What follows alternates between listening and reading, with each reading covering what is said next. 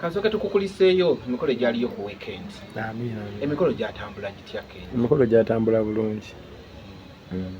Emikolo gyali so reserved. Era abayimbi abamu ne bavayo ne bacomplaining nga Chameleone. Naga ati yabitegedde Nigeria Davido ekintu yayise buli bantu gwe wane Uganda wekwese and he seemed not happy. Ngenda kumuyita ajja kumuyita mu mikolo egiddako. Ajja kubayita bonna. Kuno kwadde kukyala. Ate nga bw'omanyi okukyala okwo kuba kwa munda nnyo eba famire.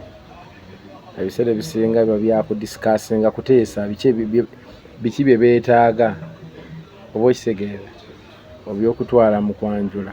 Kakati ebyekuteesa byetaaga abantu bamunda abakulu abasobola okudisikasinga ne bakulu bannaabwe ensonga ezo. Temwayitibwa naye omukolo nga ogwo gwe twagendamu tegwetaaga. Omanyi gwe gusinga okubeera omukulu.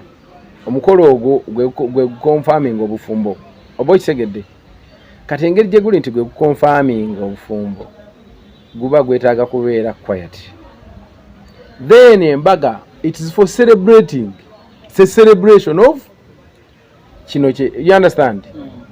Kakati muweri celebration ya mwenda mugenda kujja tujja bayita hane tubayite mukwanjula embaga mugire mugire.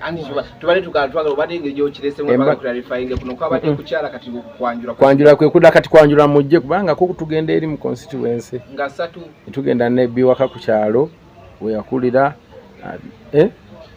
kati namwe mujja kujja bakutugamba date yongejo tuyise fena tumanyi njababuulira mu kikwate empola mujja byonoona mwe muli bantu mwabyonoonye dda mikolo egisinga tuzi